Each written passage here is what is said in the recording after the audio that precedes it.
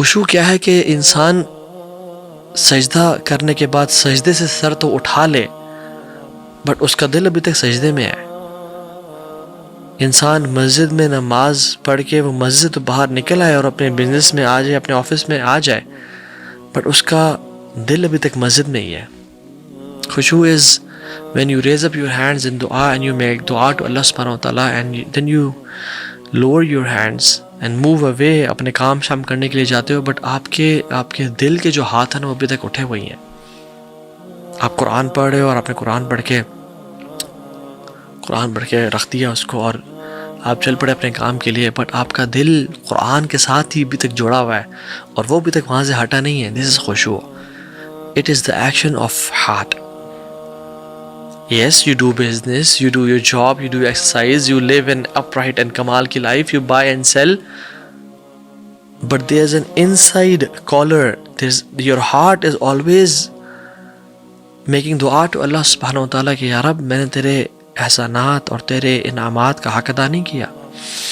ما قدر اللہ حق قدری، تیری جس طرح قدر کرنی چاہیے تھی، جس طرح تیری عبادات کرنی چاہیے تھی وہ نہیں کر سکے.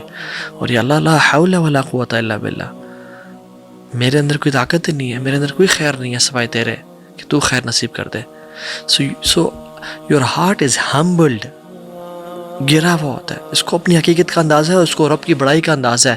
And this heart is the heart which has خشوع. اور وہ ہیلپ لیس فیل کرتا ہے کہ یا رب تو نے مجھے نہ سنبھالا تو میں نہیں سنبھل پاؤں گا، نہ ہی کوئی نیکی کر پاؤں گا، نہ ہی کسی گناہ سے بچ پاؤں گا، نہ ہی کسی خیر کا مالک ہوں، نہ کسی شر کا مالک ہوں سوائے تیرے. یا رب میرا تو کوئی ہے ہی نہیں تیرے علاوہ، میرا تو کوئی دروازہ نہیں ہے تیرے علاوہ، میں کس کا دروازہ کھٹکھٹا ہوں. یا رب میں لات منات عزا اور جن لوگوں نے انسانوں کو مشکل کشا، حاجت روا، بگڑی بنانے والے، دستگیر بنائے، یا اللہ میں ان سب ان سے بری ہوں، میرے لیے صرف تو ہی دروازہ ہے اور تو نے مجھے اگر نہ سنبھالا تو پھر میں کہاں جاؤں گا. یا رب اس کا ہارٹ، اس کا جو دل ہے نا وہ بالکل ایسے بچ چکا ہوتا ہے، ہیوملٹی میں ہوتا ہے.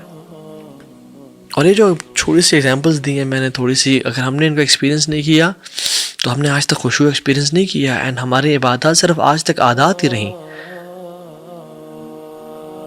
Rituals which has no soul, meaningless. ہم صرف ٹکرے مارتے رہے اور نماز پہ جانے سے پہلے کی کیفیت اور نماز سے واپس آنے کی کیفیت اگر ہماری نہیں بدلی تو ہم بس فرض تو ادا ہو گیا لیکن اللہ سے ملاقات کا شرف نصیب نہیں ہوا. نماز تو وہ ہے کہ جب انسان پڑھ کے نکلے تو اس کو ایسے لگے کہ جیسے میں مالک الملک سے مل کے آ رہا ہوں. Just imagine if you are going to pray, if you are going to meet the president or the prime minister, اس سے پہلے کی فیلنگ اور اس کے بعد کی فیلنگ آپ کی ڈیفرنٹ ہوتی ہے کہ I have met the prime minister of Pakistan, but you have met the Lord of the heavens and the earth, but you haven't felt anything, you don't feel privileged. اور اللہ سبحانہ و تعالیٰ نے بہت تھوڑے عرصے میں جب اسلام آیا تھا صحابہ کو پیار سے سمجھاتے ہوئے کیا دیا تھا، الم یأن للذین آمنوا ان تخشع قلوبہم لذکر اللہ. کیا تم پر ایسا وقت ابھی آ نہیں گیا، کیا ابھی وہ وقت آ نہیں گیا کہ لوگوں کے دل اللہ کے ذکر سے خشوع میں آ جائے، ہمبل ہو جائے. ہم نے کتنی دفعہ یہ آیات سنی رمضان میں، ہم نے کتنی دفعہ یہ آیات پڑھتے ہیں، الم یأن للذین آمنوا ان تخشع قلوبہم لذکر اللہ. کیا وقت آ نہیں گیا کہ دل اللہ کے ذکر سے ہمبل ہو جائیں اور اللہ کے سامنے جھک جائیں. ہم پہ کیا اثر ہوتا ہے ان آیات کا، حالانکہ جن پہ آیات نازل ہوئی ان پہ کیا اثر ہوتا تھا. Just imagine. میرے اور آپ کے دل کی کیفیت بدلی ہے اس آیت کو سننے سے؟ نہیں نا. لیکن صحابہ کہتے ہیں کہ عبداللہ بن عباس کہتے ہیں کہ ابھی ہمیں اسلام قبول کیے ہوئے 4 مہینے سے زیادہ نہیں ہوئے تھے کہ اللہ سبحانہ وتعالیٰ نے ہمیں پیار سے ریپروچ کیا اور تھوڑا سا ڈانٹا کہ your hearts don't have خشوع of that level جو کہ میں تم سے ڈیمانڈ کرتا ہوں. 4 مہینے. اور ہم لوگ پچھلے 40 سال سے مسلمان ہیں، پچھلے 25 سال سے مسلمان ہیں، پچھلے 35 سال سے مسلمان ہیں اور ہمیں فرق ہی نہیں پڑتا. عبداللہ بن عمر ان آیات کو سن کے کہتے ہیں کہ بلا یا رب the time has come یا رب، بلا یا رب the time has come یا اللہ. اور میری آپ کی کیا کیفیت ہے؟ ابو بکر صدیق کچھ مردوں کے ساتھ تھے اور وہ ان کا تعلق یمامہ کے ٹرائب سے تھا. تو یہ جب آیات کسی نے پڑھی تو وہ سب لوگ رونے شروع ہو گئے اور ابوبکر صدیق بھی رونے شروع ہو گئے. So everybody was crying. اور ابوبکر صدیق ان کو دیکھ کے کہتے ہیں کہ ہاکذا کنا ثم قست قلوبنا, ہم پہلے ایسے ہی ہوا کرتے تھے پھر ہمارا دل سخت ہو گئے. ہم پہلے ایسے ہی ہوا کرتے تھے. We used to cry and weep over the Quran, but اس کے بعد our hearts became hard.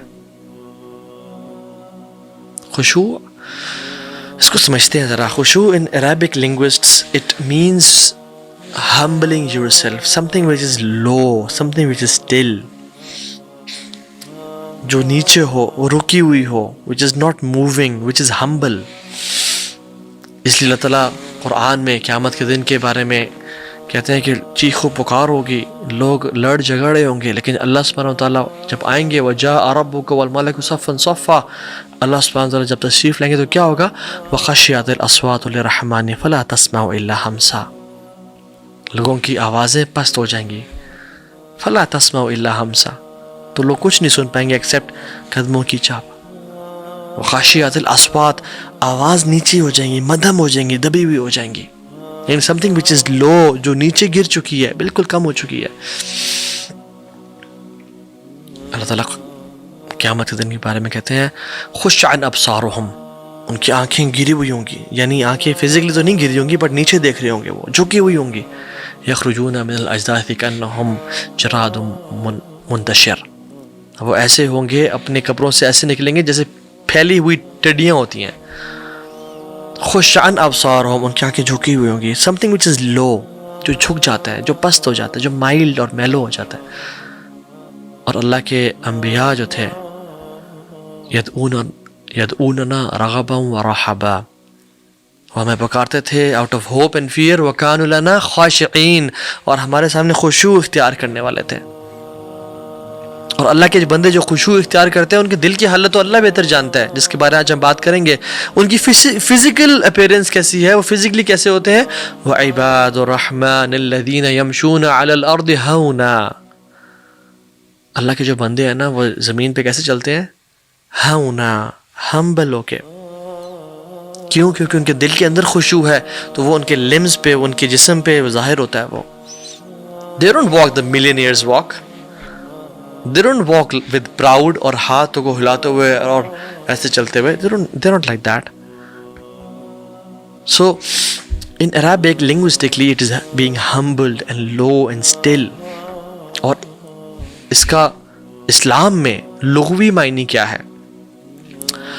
امام ابن رجب الحنبلی رحمہ اللہ فرماتے ہیں کہ خشوع انسان کے دل میں وہ ہوتا ہے جب انسان کا دل بریک کر جائے, انسان کا دل اللہ کے سامنے جھک جائے, lowers itself and it is still, رک جائے, تھم جائے نیکی پہ, and it doesn't look at anything other than Allah سبحانہ و تعالی, اللہ کے علاوہ کچھ نظر نہ آئے اسے.